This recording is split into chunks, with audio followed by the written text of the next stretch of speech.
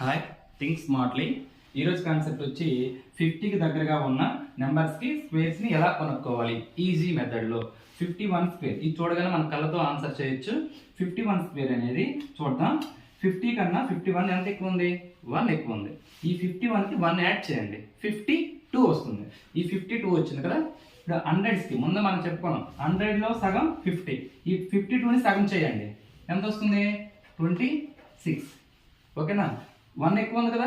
1 square అంతా 1. So 0 రెండు place నుండి చూసుకుని 0 1. ఓకేనా? 52. ఇప్పుడు 52 చూద్దాం.